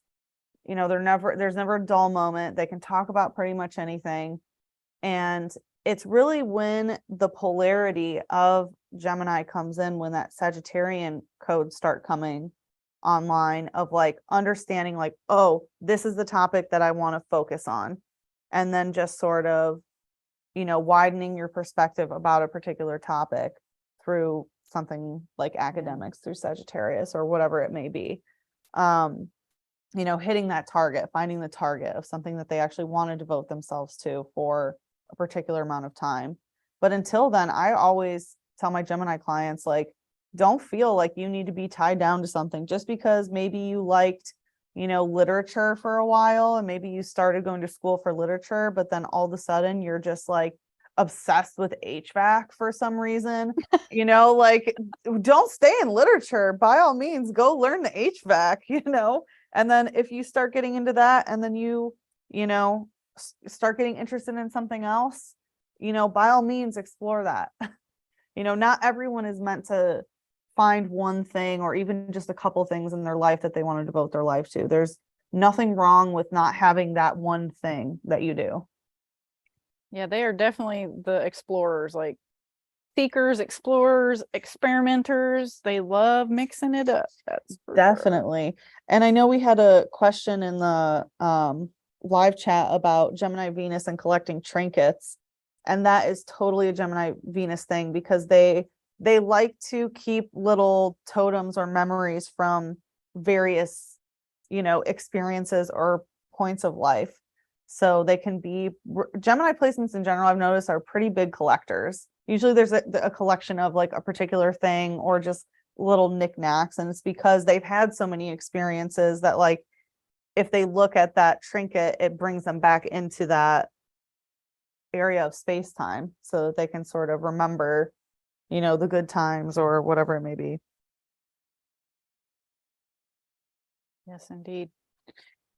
Do we want to do some of these questions in the chat, because June has some really good questions. Hey guys, Um, real fast. I just realized I was on mute. I kept trying to chime in. I was like, oh, why? oh, okay, go Oh. for it. Yeah. I was just saying that, I have a Gemini stellium in the 12th house and I don't collect trinkets, but I was like, but it's in the 12th house. It's always so situational because the 12th house is considered the house of loss. So of course, like those things would tend to go away. Mhm. And then it was funny, Sachi, the moment you said jack of all trades, I wrote down the word jack to remember to come back to that. And then you said it and I was like, okay, yeah. Because it is very apt to say like a Gemini is meant to be expansive and vast and like in a continual like journey in the wind. And we think that the saying says, a jack of all trades is a master of none, but really it's a jack of all trades and a master of none is sometimes much better than a master of one. Yes. And that is what shines through Gemini because they are super multi-talented. Yeah. For some reason, there is a purpose. I mean, wherever your Gemini is in your chart, it is there with an intention. And it's like you're supposed to be sampling that energy broadly, right? There might be a lot of things you need to do in whatever house that's in, like to connect, to get nuggets, right? And just be like collecting nuggets to get a vaster understanding of a certain kind of experience. It's hard to say without looking specifically at somebody's chart, but I totally like know what you Gemini in mean. the 12th house, Georgia, is like you're supposed to be getting a vaster sampling of your unconscious, your subconscious, that kind of stuff, Right. or things that might need to go away. Mhm. Whatever is separating, whatever is like in between me and my source return is what's falling off in this life, which has been a lot of Yes, things. that It's makes a been lot of things. sense. Yeah. And also, like, you are clairvoyant in the subconscious realms. Like, you just, that's a natural place for you to be Yeah, it in really the is. ethers. Yeah. So all the information, like, you probably are really good at getting information from the ethers too. That's a fascinating place to have Gemini in 12th house. I really am. I feel like sometimes a person can just say 3 or 4 words on a subject, and just because of the tone that they used, all the little details about how they spoke it will fill in 100 more words around those 4, Mm-hmm. for an Yeah. example. Yeah. Mhm. Very nuanced. That's a very nuanced placement to have Yes. Gemini. For sure. You literally get a subconscious read on people. Mhm. That's So wild. then it's funny when people try to lie because I'm like, not only can Yeah, I they read you can't. subconsciously, but I can taste your lie. Yeah. Mhm. You're like, yeah, no, I know what you really mean. I feel that too. Yeah, I have Gemini in the last house as well. For me, it's the 13th, but it's still same energy. Yeah. So I totally feel that. Plus my Scorpio Mercury, it's like lie detector Oh yeah. everywhere. Lie Oh detector yeah. central. 100%. Big That's time. wild. Mercury in Scorpio is really good at seeing in people exactly what they don't like about themselves. Mm-hmm. Well, anything that they're Mhm. trying to hide, Yeah. Exactly. but also parts of themselves that they don't want to love. Yeah, I can reach that part too. And think it's also pretty really much good the at same. Akashic stuff, like multidimensional, being able to consciously transit multi-dimensions and Akashic record, like Definitely. Mhm. It's funny, I was in the Akashic records all the time when I was really young, like younger than 13. I had I no bet idea you what it were. was. Yeah. Like I would be in this giant library, which was like accessed through a tree. And I was accessing it as like almost like a computer database. That's how it was Yeah. manifesting. And it was always like, it had all the information of all the world and all timelines and all dimensions. I was like, this is really interesting. And I would just be like flipping through stuff and, clicking this, clicking that, Da, just da, da, looking da, this. I da. had no idea what it was. Got the power of the whole universe right at my fingertips. La, da, da, Exactly. just a Right. I'm Tuesday. like 10. Yeah. Oh, that's amazing. That tracks. So it so tracks with like the stuff I see in charts when people have placements in Scorpio. Like there is work to do. There is work to do in Scorpio, but the high level playouts are like amazing dimensional travelers, Akashic Records access people who have like the VIP pass to the Akashic stuff. the good stuff in the back, right? Definitely. The restricted section. The special edition section. Yeah. Behind the red rope. Mhm. So let's All read right, a shall we couple do of these some- yeah. comments. This was a good one. If Mercury is in Castor and the moon, well, we should say if Mercury is aligned with Castor and the moon is aligned with Pollux, or vice versa, would that mean a dichotomy on the emotional and mental planes? And just for people who may not be familiar with fixed stars in Gemini, Castor and Pollux are the two head stars This of might the be a good twins. time. I'll just pull up the. Oh yeah, the app. I that we mean, it see. can definitely show up as that. It can show up as like being able to have powerful emotional intelligence. And it's going to be all of those things because you're going to be working out those mental, emotional body dichotomies, which is going to increase your emotional intelligence. Definitely. Yeah. And again- Harmonizing, it's like harmonizing the hemispheres of the brain. I definitely see that. Mhm. With the emotional body, Well, yeah, because the right brain is the emotional body. yeah, So- the emotional body, and the left brain is the logic and reasoning. So yeah. So it probably would matter like what position moon and sun, or what did she say, Mercury and moon, Mercury, moon, yeah. or we could just really put in any planet. But it's confusing because it's funny because it's twins. It's like I've learned this through dream work, is like when you're looking at something, what's on my right is actually that person's left in the dream. So if I turn myself around and put myself in their shoes, it would be the opposite. And it's like that's the eternal paradox joke, is like, okay, well, is that actually on the right or is it on the left? Mm-hmm. Totally. Yeah. So we'll just call it integration across the membrane of the corpus callosum. Integrating it Exactly. across the hemispheres. Yes. And again, that's Harmonizing part of masculine, the Gemini quote unquote work. Yeah. And like chart hacking to do is like they're not necessarily dichotomies if you don't make them. They don't have to be opposing forces. They can both be equally integrated. They don't have to be, against each other. Oh yeah, it's definitely bringing the two things into unification, right? It's about, well, in the dream work and seeing something but not seeing it from its point of view is like you're integrating it, and then the next time it's like you're maybe seeing it from that point of view, and that's like, yes, you have merged those two things. Yeah, that's the journey from the lower octave to the more integrated octave of that placement, I would say. Yeah, I feel like it would just be like, she goes on to ask, with different planets in those positions, yeah, it would just be kind of like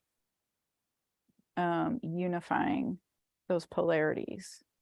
Like she uses Jupiter and Saturn as an example in her next question. So Yeah, Jupiter and Saturn being there and both in Gemini. Again, it's like, yeah, how do you bridge both of those and balance yin and yang energy within expansiveness and, philosophical, theological, ontological aspects of Jupiter, and even just sort of the abundant, lucky, fun aspects of Jupiter too, and that, physically restrictive, delayed gratification, hardworking energy of Saturn. yeah. It's like that two steps forward, 2 steps back, a little expansion, a little contraction. Mm-hmm. Yeah. I like that. I feel like it would also help to sort of recode the constellation. Like, what was it originally? Was it a boy and a girl? I love the idea of it being like a Siamese twin, almost like from the waist up, it's split, showing you like there's two minds, but it's one unified being. Oh, that's the imagery that June was talking about earlier. Okay. Mm-hmm. Yeah. So I think there needs to be some clarification, like we're just going on what the current archetype looks like, how it's coded, but what was it originally? That would take research on our part for sure. And you know, if we get into a dive on that and we find some interesting nuggets, we'll definitely talk about it. But I do feel like there's probably, it definitely wasn't originally always two boys. Like I really get that feeling. Yeah, definitely not. Yeah. I don't consider it originally as two boys at all. Yeah. So here's a good one. How would Gemini, Pluto and Gemini operate? What do y'all think about Pluto and Gemini? I think it depends on where it is, but just Definitely.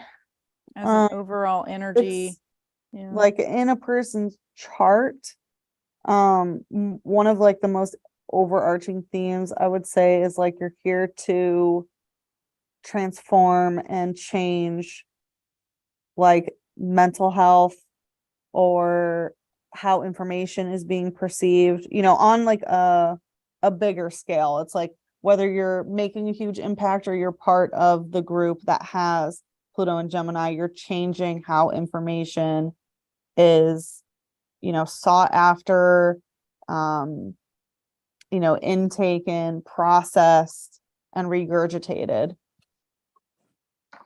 A lot of it has to do with, you know, information based, mental health based. Could also be like, you know, changing the polarity concept, like getting out of polarity or bridging polarity.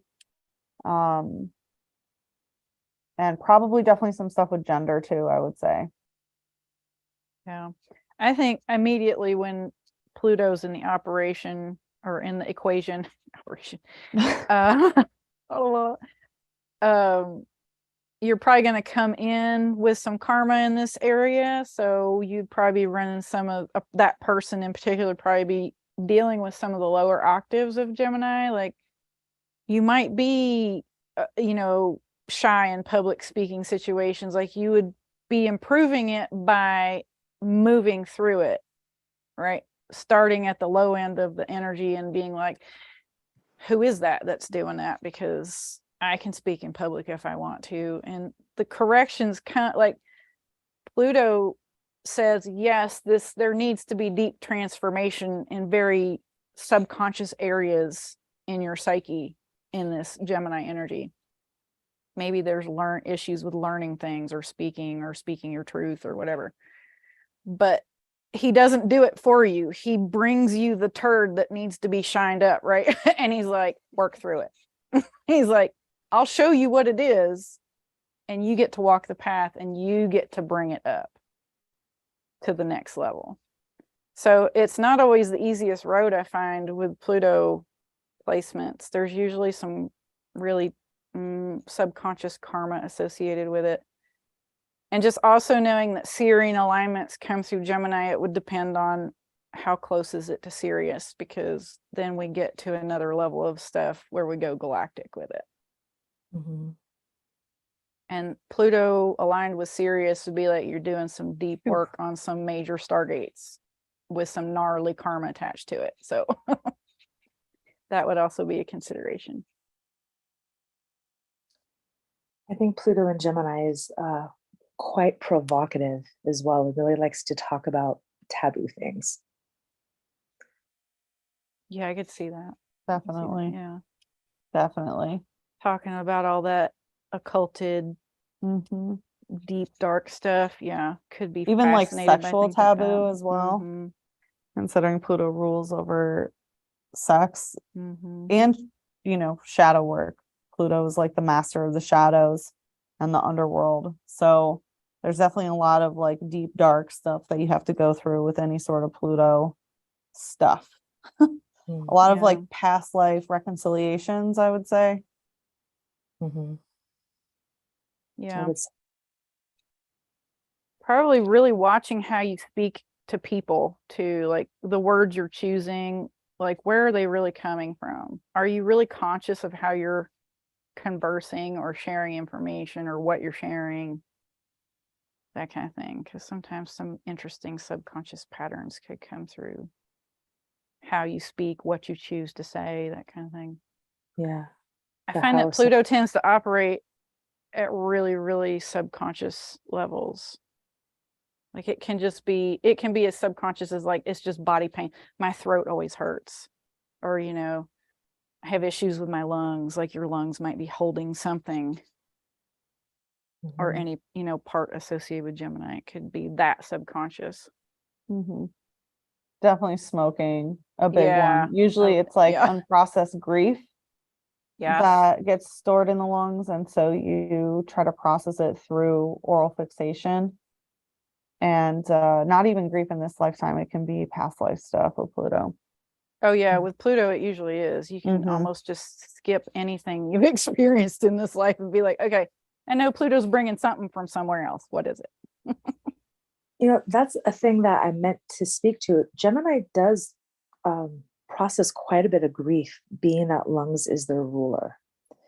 So in the lungs, we process grief. And I find that there's this way that we process grief through the lungs of Gemini. Mhm. I think there's pain at the separation that like occurs within our own union. Yeah. I think that it brings up a lot of twin subjects, which we spoke to, which are not always easy. Yeah. Definitely. Yeah, and it might be challenging at first to get into the processing of grief because Gemini's being air energy, it's not the most comfortable place for it. The emotional body's not the most comfortable place for it to be.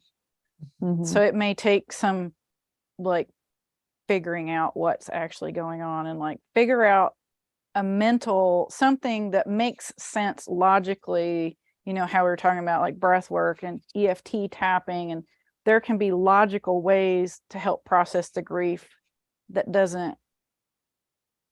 makes sense, I guess, that computes. Because I Mhm. know as an air, I have a lot of air in my chart, and it's like, those aren't my emotions. If those are my ancestors' emotions, why do I have to feel my ancestors' emotions? This is my timeline. It's not your timeline. You had your time. So sometimes for Gemini and air signs in general, it's like find the logical way to move the emotion that doesn't include having to feel the feelings for other people, right? Or past life you Exactly. that had a bad experience. It's like, I don't need to relive that. That doesn't make sense, right? Right. So they can be holding a lot of grief that it doesn't compute how to process it. So figuring out a way to process it is key. This is true. It just may not be a way. You may be here to create the way, right? To create a new egress, to understand stuff. I don't know. I think ancient Chinese, Chinese medicine had it down pat. So it's probably like go reinvigorate some of those systems, go learn some stuff about that, go figure out your acupuncture meridians, go figure out how energy works, use all that logic to figure out how to move the thing in a way that you Exactly. can live your life. So it's interesting because they're probably moving and shaking things like in that regard. Hey guys, did you know you didn't have to feel that for your ancestors? Sometimes. Unless they've got other placements that it's like, actually, yes, you probably do need to feel some of this. You've got a lot of water over here, and that probably helps them figure it out. But again, it would be specifically looking at somebody's chart. Yeah, because if like you had ancestors that were so emotionally repressed that refuse to feel their feelings, and they're trying to use you to transmute their emotional pain, you would have to do some like Pluto shadow work, or again accessing sort of Akashic record, Pluto level, Scorpio level stuff, where you can shift that timeline, cut that soul contract, push their own karma back onto them so it doesn't have to go through your bloodline. Yeah, help transport them out of the pain loop they're in. They can go reincarnate again and have a different experience, right? Like, yeah, you don't have to do it for them. no. Definitely not. No. What difference would 5 degrees Gemini versus 20 degrees Gemini? Guess it would depend where you Uh, start 0 degrees Gemini. Yeah, well, let's But- talk about that a little bit because Mhm. we're not going to get into degrees. Well, sort of by proxy, we kind of will. I was going to say that with that question, I don't really. You guys might. I don't really work with degrees. I would Me look neither. at fixed star alignments. That's more significant to me than what degree it's at. Although a fixed star will be at a certain degree, but the degree is moot because over, the precessional cycle, it will change. So it's really about what fixed star aligns with that will have different nuances. Agreed. So Agreed. from going into Gemini season, we can talk generally about Gemini, true sky Gemini dates. Mhm. The sun is in moving into Gemini. It's in the Taurus Gemini void for about 6 days between Taurus and Gemini. It enters Gemini. Sun enters Gemini on June 22nd with an alignment to Propus 1 or Propus 1 Gemini. So that would be the very first star that the sun would align with at the foot of Castor, I believe. Yeah, That's my that's birthday about right there. aligned with it right Yeah. there. There he is. So when he crosses that, when the sun crosses that alignment, he's officially entered Gemini. Sun will transit Gemini for 24 days and then exits Gemini on July 16th with an alignment to Al-Kirkab, Kappa Gemini. So he's in there. So I guess technically there would be 24 degrees of Gemini as the sun is truly transiting the constellation. And then he goes into the Gemini Cancer void for 8 days before he enters true sky Cancer. So there is a significant void space between both Taurus Gemini and Gemini Cancer. For sure. Yeah. And this is Cancer for everyone. This Yeah. picture is not Cancer. Yeah. The constellation's a little bit different than the the constellations drawings. on the pictures. So, do you have that? That would probably help too, like looking at the major Gemini fixed star alignments. Yeah, let's do it. Pull that up and we can, because I think that will just help clarify the difference between like this degree of Gemini versus that degree of Gemini. It's really, for me anyway, I don't know how y'all feel, but for me, it's more about what fixed star aligns with. Absolutely. But that does help explain, like when people talk about Libras, like, oh, are you what was it, October Libra or November Libra or whatever that thing is, and it's like, haha, it's not because of that at all. It's because it's all in Virgo, but it's because it's aligning with different fixed stars with very different nuances of energy or something like that.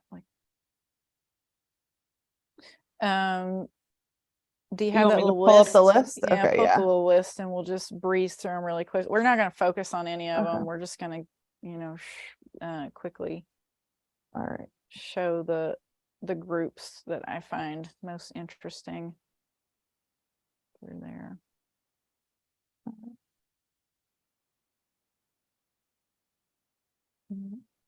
There we go. So there's only a handful, whereas Taurus had a truckload. So once we get into Gemini, we start getting into Monoceros alignments because Monoceros is below Gemini. There he is. Tempestrous, Sirius in Canis Major. That's a big one. Sirius is a huge Stargate star. Very important Stargate bridge with Vega and Lyra constellation on the other side of the chart. So there's Sirius in Canis Major. Canopus in Carina constellation. That is a real, Carina is just about as big in magnitude as Sirius. Sirius is a very big star.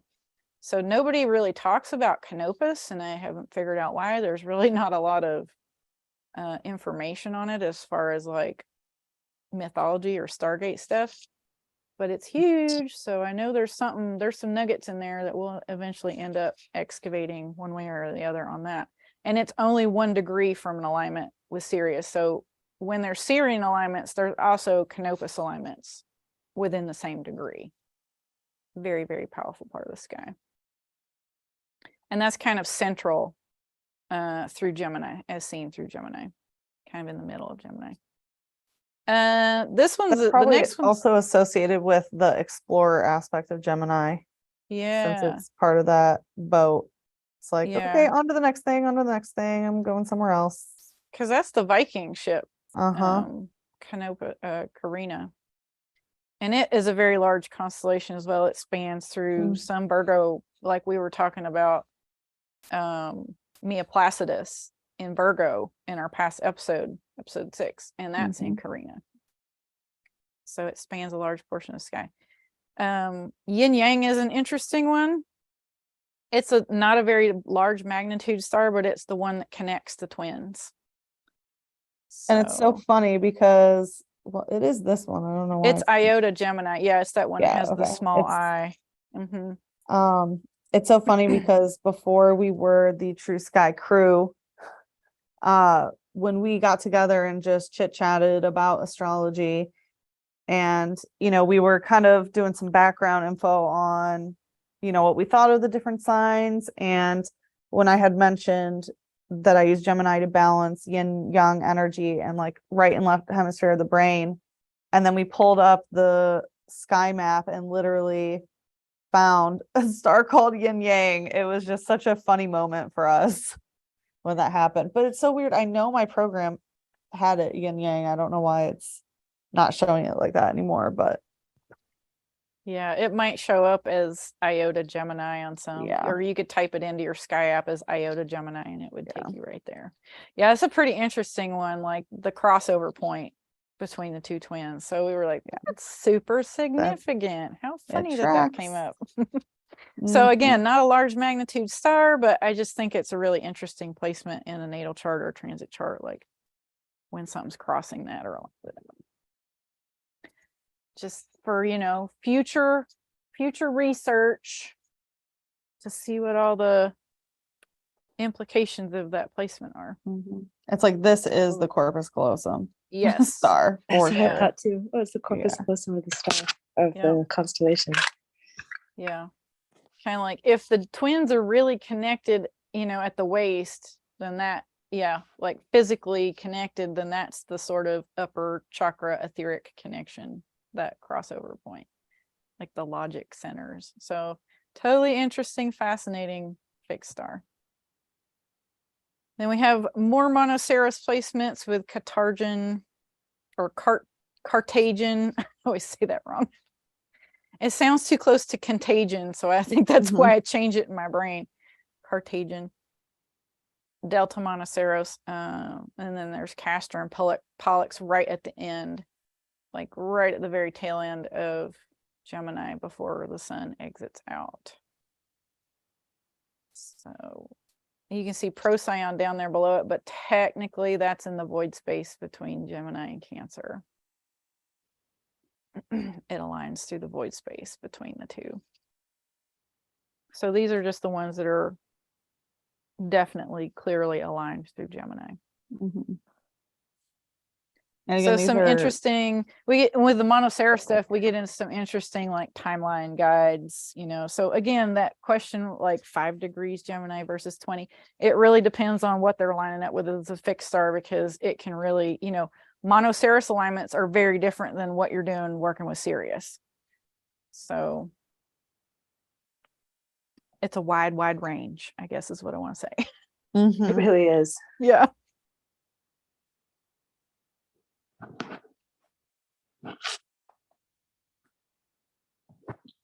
Any other thoughts on any of those fixed stars, or do we want to do another question? She has a lot of questions. Let's do like one more. Do one more question. Let's see.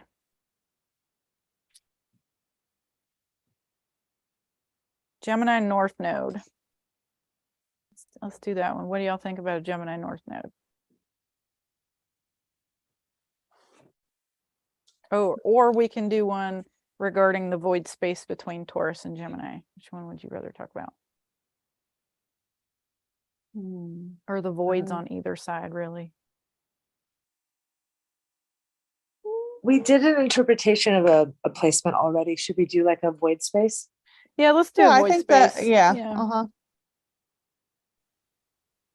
Yeah, because the Gemini North Node would be the same Gemini overtones, except like you're marching straight into that energy versus Pluto, which is like subconscious and repressed and all that stuff. So it's just a different action.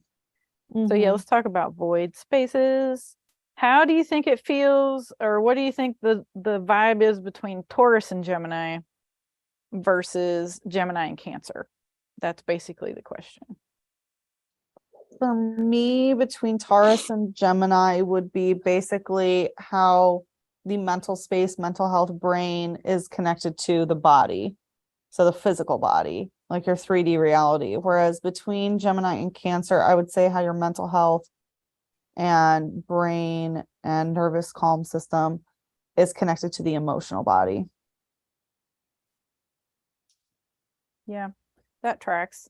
One's more physical, one's more, they're both sort of soft and feminine. It really is the like feminine bookends on either side, kind of yin, but yeah, one's more Definitely. They're focused both on very like comfy. yeah, one's more about the body, one's more about the feels. And then in the void space between Gemini and Taurus, there's all those Orion fixed stars that are shifting that space a bit too. I always feel like when I see people have placements here, like taking minerals is really important because for me, like that transference between earth and air feels very mineral rich. Yeah, you kind of broke up a little bit there at the end. Oops. No, you're fine. And, We heard mineral rich. I find that there's like people who have placements here need a lot of minerals. It's like asking like to attend to your mineral content because like something between like as the earth moves into air, I feel like it hits a wave of like the mineral elementals first through those Orion alignments also. Yeah, And then it's on the, interesting because between Taurus and Gemini, there is Orion down there. Nothing technically clearly crosses through Orion, but that top of his club indicates the alignment with Polaris, our pole star. So that alignment technically happens in the Taurus Gemini void space, which is interesting. and then on the other side with that space between Gemini and Cancer, there's some alignments with the Lynx constellation, which is one that we often overlook, but it has kind of peeked its head out a bit more and a bit more. So we've been feeling into its nature as it's holding that void space energy. Yeah, that's a fascinating constellation. Like the mythology behind the Lynx is fascinating. And it is a very faint constellation group to view it with the naked eye. You do have to be somewhere where there's not a lot of light pollution. They are fairly dim little stars, but powerful nonetheless. So I do feel like there is some extra intensity in that Taurus Gemini void space with the Orion stuff sort of influencing it there in the interim. Because Polaris is opposite galactic center. You can see the Milky Way in the image, right? And it's that axis, the Polaris or pole star and galactic center on the other side of the chart and at the end of a fucus. And it's really kind of like the Earth umbilicus to the galactic grids. So that can be a very powerful void space area.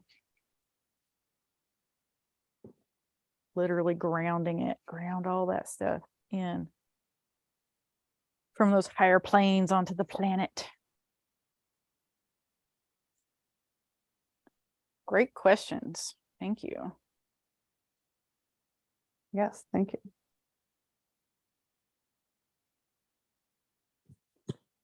What triggers the journey to ascension of a Gemini rising? That's for you guys. What doesn't? it's again, a lot of it has to do with just managing your own yin and yang energy. So that's really the whole ascension journey, is doing that, learning how to navigate, make your nervous system into a calm system, but then how you use your calm system to access various timelines. And then, once you have a baseline homeostatic level as calm, when your nervous system is activated, you know exactly what is intruding on your auric sphere, even if it's not physically around. It's like, ew, I can feel this person sending me this energy. I can tell that, my second grade teacher just passed away. Like you can really, really feel what's sort of activating different parts of your body. And it's definitely very mercurial, obviously, with Mercury being your ruling planet, because Virgo stuff also comes online. So learning how to really read your body, and even when it's like, twitches in certain areas of your body, or even if you get a scratch on a certain part of your body, like it's all just information. So I guess that's actually the answer. Information is what stimulates the ascension journey of a Gemini rising. Yeah, that tracks 100%. I would also say the twin flame journey as well. In my Yeah. experience, it's been one of the best energetic tools of my personal ascension. That makes a lot of sense.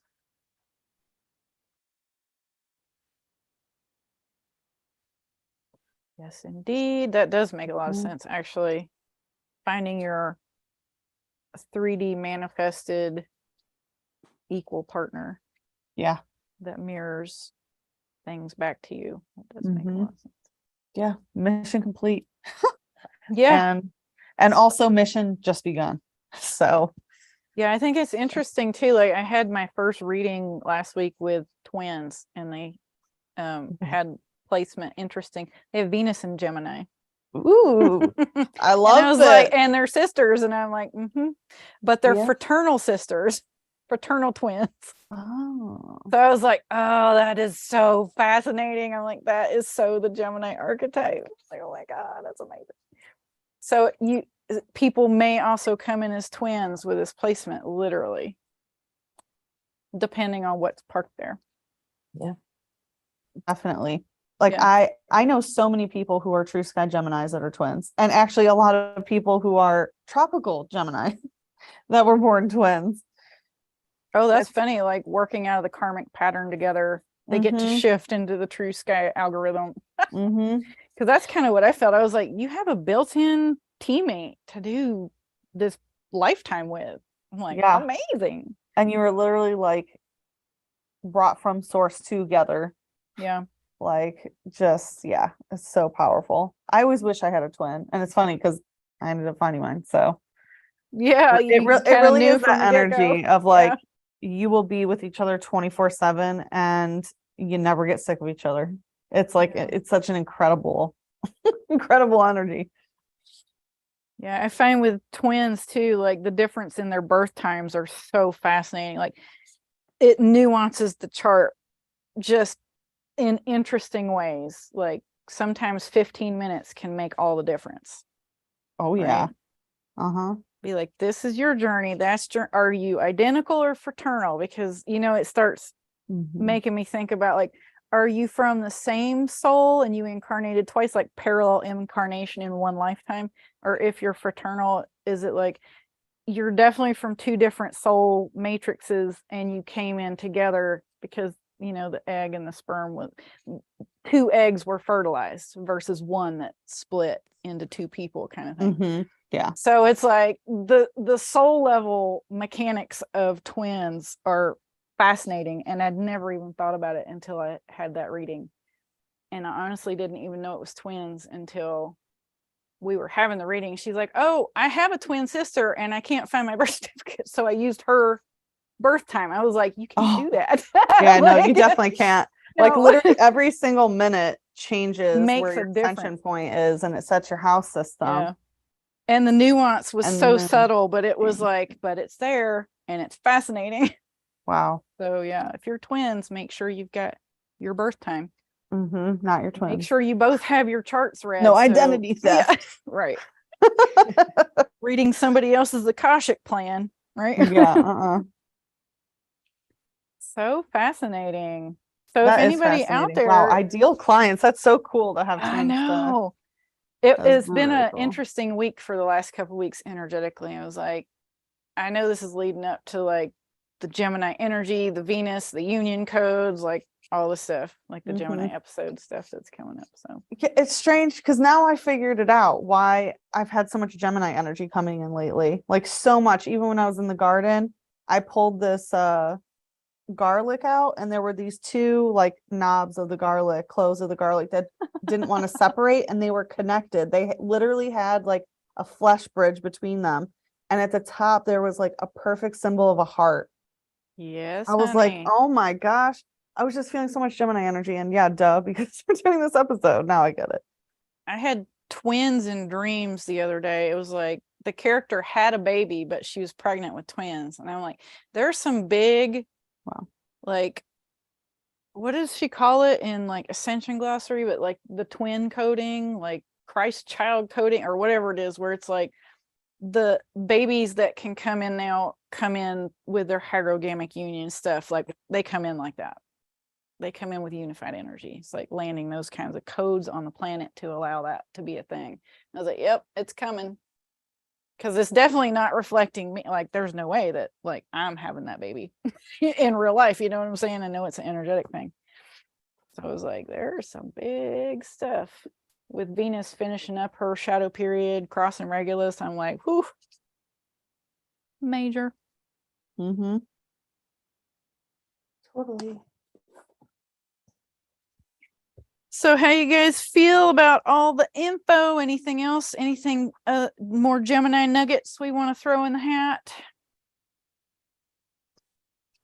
Anything else you can think of? I think maybe I just want to say a brief point about Gemini. You know, we talk a lot about the brainy aspect and the mental and communicative aspect. Like, well, one thing about communication, Gemini's usually pretty good with language. Usually their Broca's area is pretty malleable, so they can learn different languages and things like that. But, you know, we talked about how Gemini ruled the hands, but, you know, Gemini makes really great artisans and artists, poets, you know, obviously writers and things like that. But, you know, anything where they're tinkering with their hands, whether it's a mechanic or a woodworker, which is sort of a form of meditation in a way of like being sort of out of the headspace is also just as important of being in the headspace of being that intellectual. So I just wanted to touch upon a little bit that there's like a whole crafty aspect of Gemini that sometimes gets overlooked considering, you know, how brainy Gemini usually is. I Yeah, totally anything agree that with that. piques their curiosity, they're definitely going to go do it. So yeah, I feel that it can be artsy, can be anything. Yeah, well, they're very sanguine, so they're very expressive and often like poetic, musical, very charming, very flirtatious. Yeah, very gregarious usually if it's Yes. not afflicted. Yeah. Yeah. Social butterfly.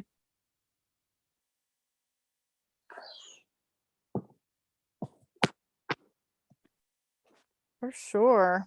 Well, I think Let's we see did if the there's thing, any. huh? Yeah, I let's think see so. if there's any other questions. I think that's got it. So true about smoking. I had that problem as well. Yeah. With the hand to mouth thing. Yep.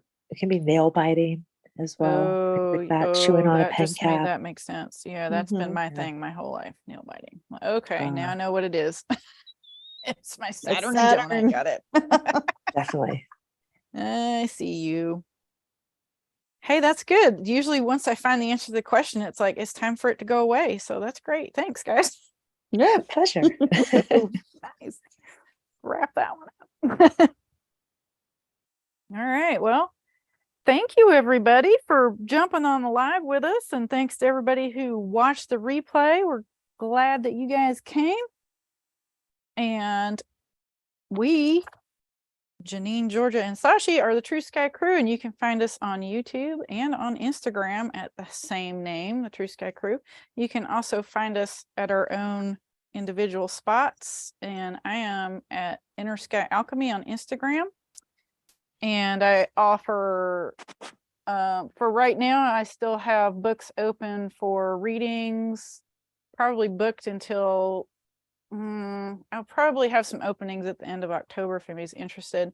But I also offer dream alchemy and various somato-emotional healing modalities, tuning forks, and things like that. So you can find me on Instagram to contact me for any of those. I'm Georgia, and my Instagram is Star Nectar Astrology. My offerings are currently closed, but I will be at some point when I reopen them, I'll share all about what they are. Ooh, are you cooking up some new stuff? Ooh, I'm repackaging some things and cooking up a few new things. Ooh, nice. nice. And I am Sachi the Seer. You can find me at Sachi the Seer, previously Sachi the Scorpio, on Instagram and Twitter. You can also find me on YouTube at Sachi the Scorpio, which soon will be Sachi the Seer. And my books are currently open for one-on-one spiritual counseling only, although I do, readings and astrology work in those. But then my other offerings, tarot and Pokemon card readings and astrological chart hackings as separate services, are currently closed, but they will be back within the next couple months, I imagine. Right on, right on. Guys, our next episode is going to be in 3 weeks this time because I'm going on a camping trip and we're just going to take an extra week off. It will be November transits, and our next episode will be on October 26th. So we'll look forward to seeing you guys there. And until then, keep your feet on the ground and your eyes on the sky. Love you guys. Have a good night. Love you. Have a good night. Love you too. Bye. Bye-bye.